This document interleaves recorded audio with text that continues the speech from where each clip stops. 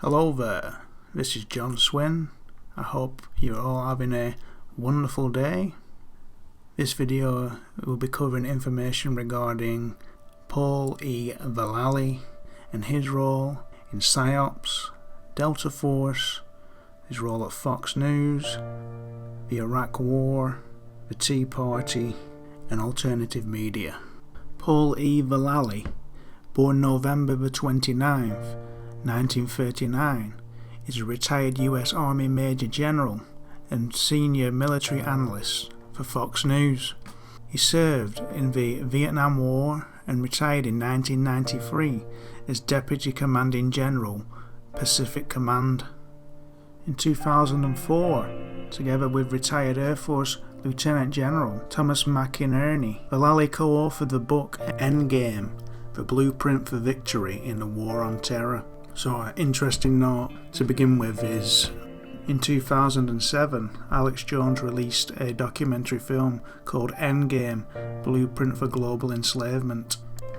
As far as the General Vallely co-authored book goes, I guess we should listen to the guy who helped lobby the public into supporting the Iraq War, with the narrative of being an effort to combat terrorism, on how to end the quote-unquote war on terror. General Vallely serves as the military committee chairman for Frank Gaffney's Center for Security Policy. The Center for Security Policy is financed by major military-industrial complex corporations such as General Dynamics, Northrop Grumman, Lockheed Martin, Boeing and Raytheon, as well as big foundations such as the Sarah Scaife Foundation, the Bradley Foundation and Templeton Foundation, as well as Zionist billionaires such as Nina Rosenwald.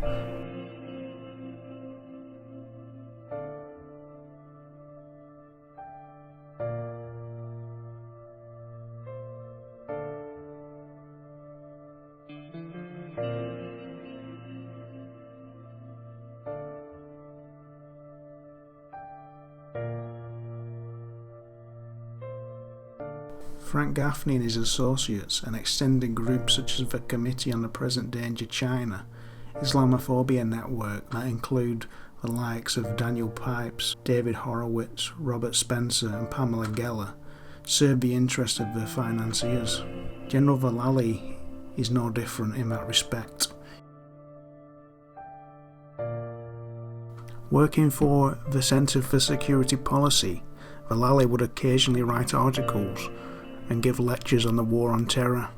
Some of his public statements have caused controversy, such as proclaiming that we are not going to permit a Shiite victory in an Iraqi election, and claiming that the war on terror is a war between Islam and Judeo-Christianity. That's what's going on. If you don't understand that, then you don't get it, said General Vallely. Vallely's religious war ideology is one similar to Eric Prince's religious crusade rhetoric held by many of his close associates during his time operating the private military group Blackwater, who received government contracts to operate in Iraq. The slaughter of civilians for sport, weapons smuggling, destruction of evidence, wholesale corruption, and finally murder. In our third story in the countdown, a full-fledged criminal enterprise executed by the military contractors known formerly as Blackwater, according to the sworn testimony of two of its employees.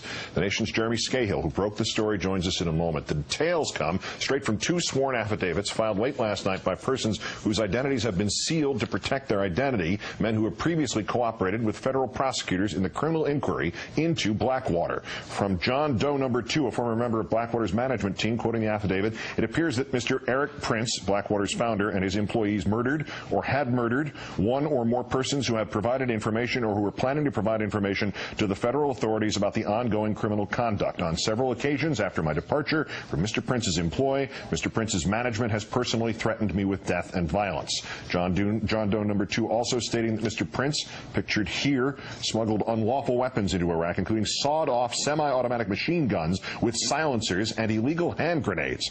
And the affidavit also says that Prince, quote, views himself as a Christian crusader eliminating Muslims and the Islamic faith from the globe. To that end, Mr. Prince intentionally deployed to Iraq certain men who shared his vision of Christian supremacy. Many of these men used call signs based on the Knights of the Templar, the warriors who fought the Crusades. Mr. Prince operated his companies in a manner that encouraged and rewarded the destruction of Iraqi life. Going to Iraq to shoot and kill Iraqis was viewed as a sport or game. Strikingly similar allegations made in the affidavit of John Doe No. 1, a former U.S. Marine who worked for Blackwater in Iraq. He alleges that incidents of unjustified deadly force were initially videotaped and watched in a session called a hot wash.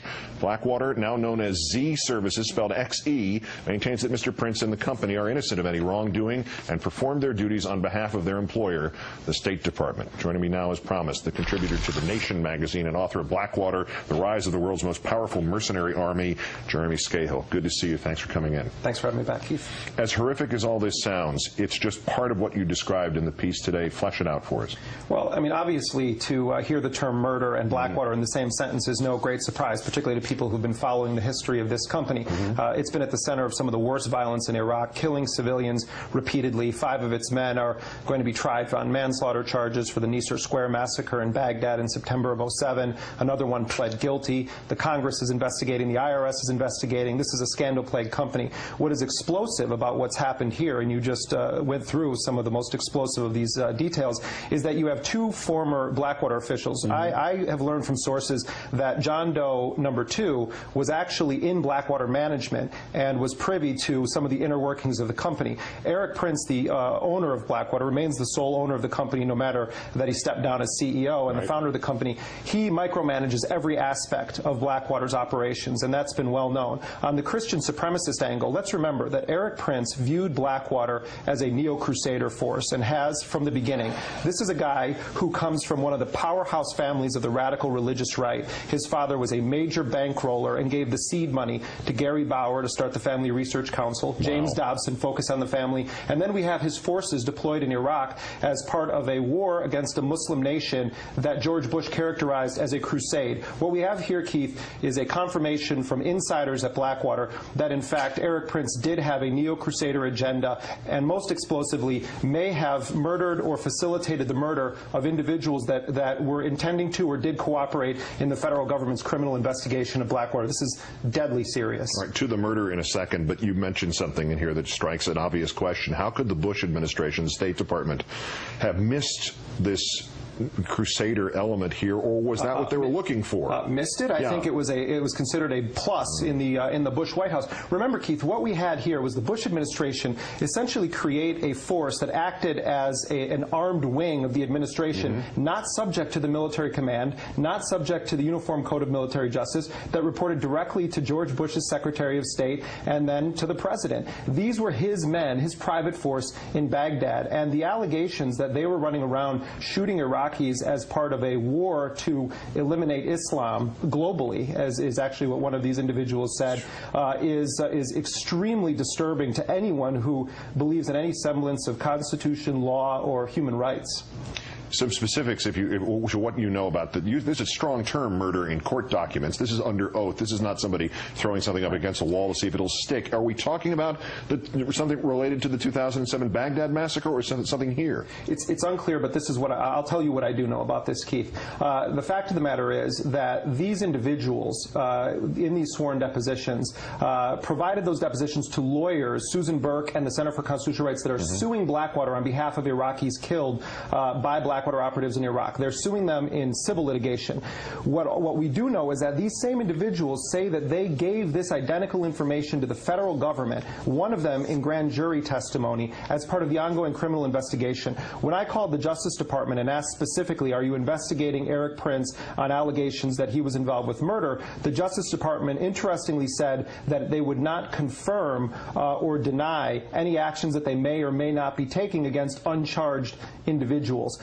Eric Prince, according to the lawyers suing Blackwater, could be eligible for murder charges in both Virginia and the state of North Carolina under existing law. That's the argument they're making in their motion that was filed late last night in the Eastern District of Virginia. Jeremy Scahill, who has been the watchdog on Blackwater, now Z, of the Nation, who brought this story to everyone's attention today. Great thanks for doing so. And great. Major General Vallely's Judeo-Christian beliefs also have been expressed in his support of the Jerusalem Summit organization that advocate the resettling of all Palestinian people to other surrounding Arab nations as a solution to the Israeli-Palestinian conflict, and to bring about the organization's belief that one of the objectives of Israel's divinely inspired rebirth is to make it the center of a new unity of the nations, which will lead to a new era of peace and prosperity. It doesn't end there. Vallely has been a consistent promoter of fear-mongering in regards to Islam. In a letter of support of the Veteran Defenders of America, he stated, "Perhaps the greatest threat to our safety and liberty is the threat of radical Islam. This threat goes well beyond the threat of terrorism. Islamists, both inside and outside of America, are looking for any and every way to infiltrate and subvert our country through what is known as stealth jihad." Vallely and his extended anti-Islam network surrounding Frank Gaffney have promoted all kinds of anti-Muslim conspiracy theories, such as claiming former CIA director John Brennan as being a secret Muslim, Hillary Clinton aide Umar Abedin as being part of a Muslim Brotherhood plot to infiltrate the United States, as well as a birther conspiracy claiming the 44th US President Barack Obama was not a natural-born citizen, therefore making him an illegitimate president. This issue of the birth certificate is what catapulted Donald Trump onto the political landscape. Looking into the background of Major General Vallely, the underlying philosophy of Trumpism, and certain statements from high-level political operatives, we can see a clear pattern of what can be described as a war on reality, or creation of a alt-reality.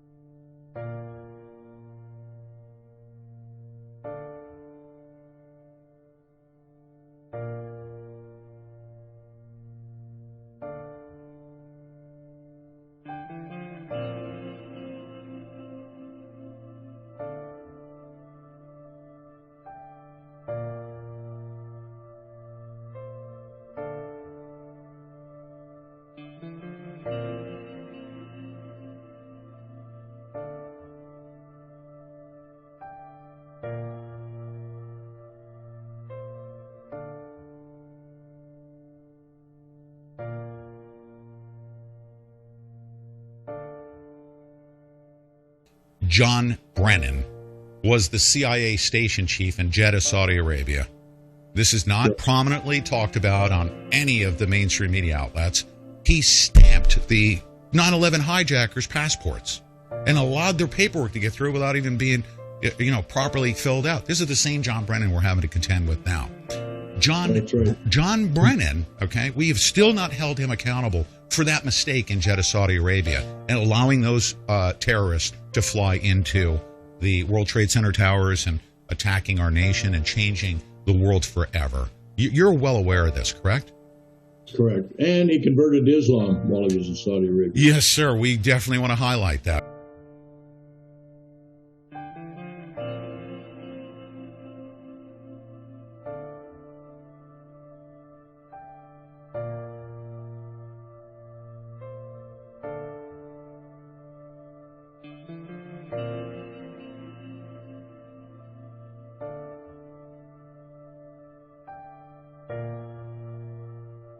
Valerie Plame. Prior to the Iraq invasion, George W. Bush's White House falsely quoted CIA analysts as believing that Iraq was trying to acquire nuclear weapons and that aluminium tubes Plame's work concerned the determination of the use of aluminium tubes purchased by Iraq could be used in a centrifuge for nuclear enrichment. David Cohen and Michael Isikoff argued that the undercover work being done by Plame and her CIA colleagues in the Directorate of Central Intelligence Non-Proliferation Center strongly contradicted such a claim. After Plame's conclusions didn't fit into the narrative that George W. Bush White House and Wallsetter Network in the Pentagon wished to push to deceptively provide justification for an invasion of Iraq, she was publicly outed as a CIA asset as punishment. On July 14, 2003, Robert Novak, a journalist for the Washington Post, used information obtained from Richard Armitage, Karl Rove, and Scooter Libby to reveal Plame's identity as a CIA operative in his column. This affair further undermined civilian intelligence. In response to Plamegate, Vallely made public statements defending Novak and claimed it was known that Plame was a CIA asset, arguing that she wasn't working covertly. Vallely made contradictory statements regarding when and how many times Wilson, Plame's husband, supposedly mentioned Plame's employment. Vallely initially claimed that Wilson revealed his wife's CIA employment over the course of at least 3 conversations beginning in spring 2002. But Vallely changed his story days later, saying that Wilson told him about Plame's work only once in the summer or fall of that year. In response to Vallely's claims, Wilson said, "This is slanderous." Wilson wrote, "I never appeared on TV before at least July 2002 and only saw him," referring to Vallely, "maybe twice in the green room at Fox. Vallely is a retired general and this is a bold-faced lie. Can we sue? This is not he said she said, since I never laid eyes on him till several months after he alleges I spoke to him about my wife." Prior to July 14, 2003, Valerie Wilson's employment status was classified. Prior to that date, her affiliation with the CIA was not common knowledge outside the intelligence community. Knowing that this fact was a pivotal one in proving the case against Scooter Libby, a logical conclusion would be that Vallely was trying to establish a narrative that it was known outside intelligence that Plame worked for the CIA, and her husband was a source of this knowledge as an attempt to undermine the charges against Scooter Libby.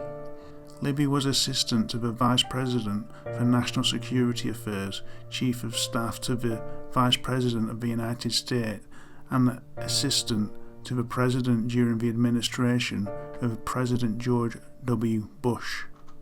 Libby was convicted of 4 counts, 1 count of obstruction of justice, 2 counts of perjury, and 1 count of making false statements, making him the highest-ranking White House official convicted in a government scandal since John Poindexter, the National Security Advisor to President Reagan in the Iran-Contra affair.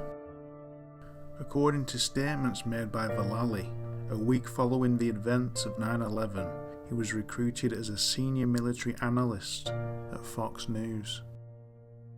But those that are listening to us are all of a sudden going to start calling us Islamophobic. I say I'm not against Islam per se. I'm against global Islamic terrorist, which I consider that he was assisting that in many ways, especially by letting those hijackers in. So 9/11 was never really fully properly investigated. We never held people accountable for the mistakes that were made. You had whistleblowers in the FBI that were saying, "Oh my goodness, you've seen all the signs, all the intel reports. This stuff was covered up. For what purposes do you believe? Was it for profits of war?" There were a lot of conspiracy theories. We have the same thing going on today, and we sort of have to stay away from any of the conspiratorial things. Yes, sir. Until we can establish those, as facts. And, talking about John Brennan, he's got to be one of the first when Durham and Barr have to indict. Yes. Along with about 6 others real quick. That's what I would do if I was Barr. Comey, Brennan, Clapper, and it all tracks back to the Obama White House, too, by the way, just like Benghazi did. The week after 9/11, Fox News hired me to be their senior military analyst, and I formed the military analyst team at Fox News up until 2008. And then I've been in the intelligence business for a long, long time. My last 20 years in the Army was in special operations. In April 2008, documents obtained by New York Times reporter David Barstow revealed that Vallely had been recruited as one of over 75 retired military officers involved in the Pentagon military analyst program.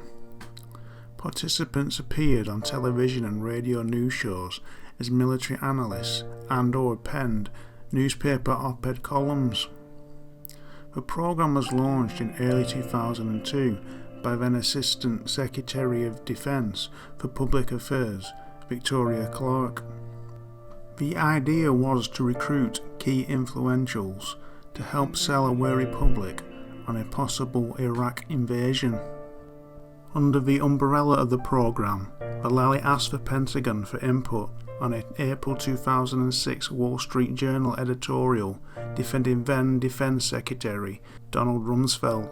As he began work on the op-ed, Vallely emailed, "Any input for the article will be appreciated," to Dallas B. Lawrence, the Defense Department's Director of Community Relations and Public Liaison.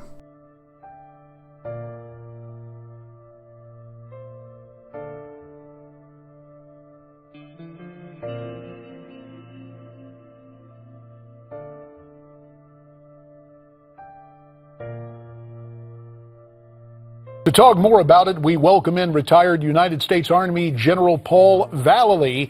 He joins us from Newsmax, New York.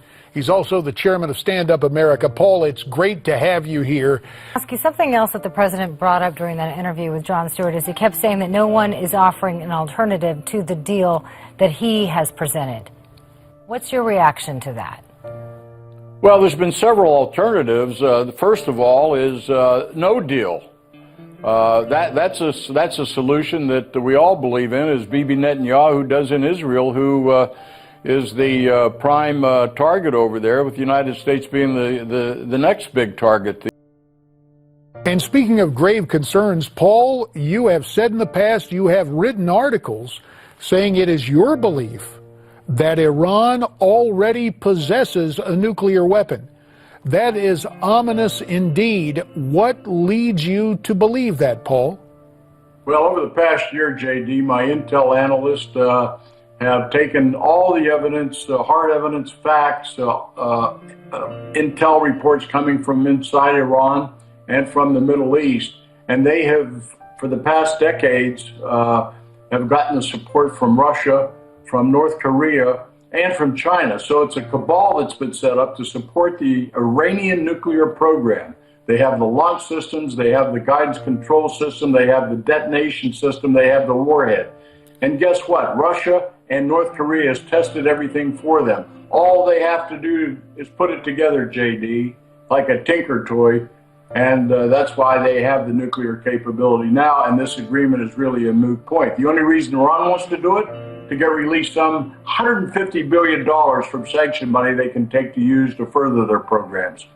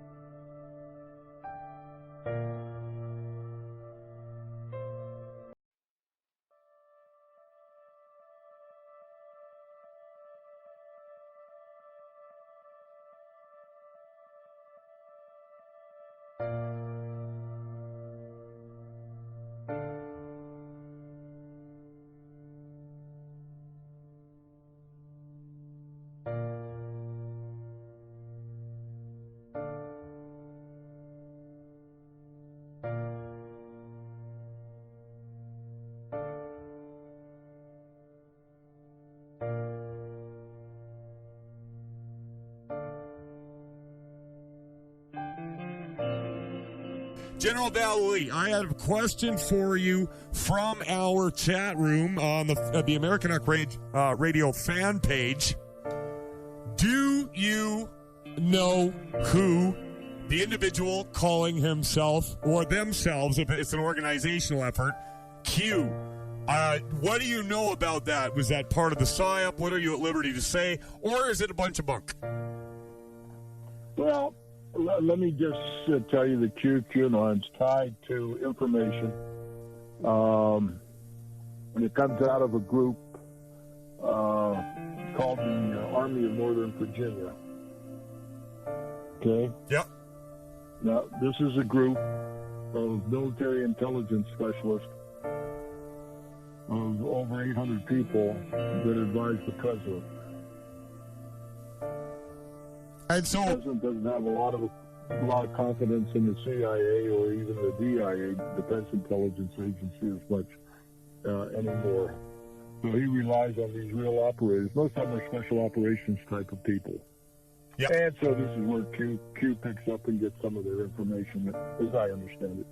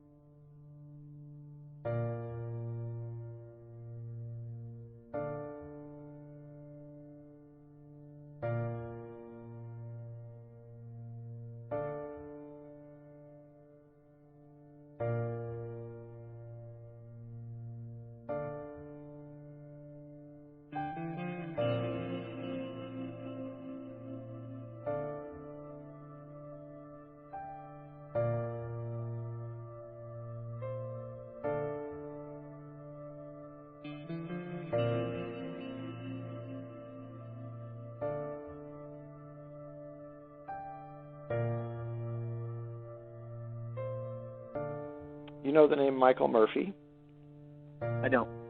Well, Michael Murphy is kind of an old hippie, you might say, out here, but he was the founder of the Esalen Institute down below Big Sur, which is a kind of a place where you go to open up your mind and your brain and schmooze with other people. And he also founded a think tank up in the Bay Area called the Transformation Project with a gentleman named Steve Donovan. So in the 80s, when I was working very intensely in these areas of what you might call the brain architecture and thought architecture and how it works, sooner or later, I ran into Steve Donovan. Actually, the way I did that was that Michael Murphy wrote a book called An End to Ordinary History, which was a very thinly veiled fiction story about psychic experimentation in the Soviet Union. I picked it up in a Berkeley bookstore at some point. I read this book and I said, you know what? This sounds a hell of a lot, that he knows a lot more that he's talking about here than just writing a story. So I got a hold of Michael Murphy and I said, I think your book is not a story. I think it's thinly veiled nonfiction. He said, well, you're right. And he said, if you want to talk about it, he says, you want to talk to Steve Donovan. So Steve Donovan had a nice little apartment down here in the Marina in San Francisco. And his apartment was jammed with file cabinets in which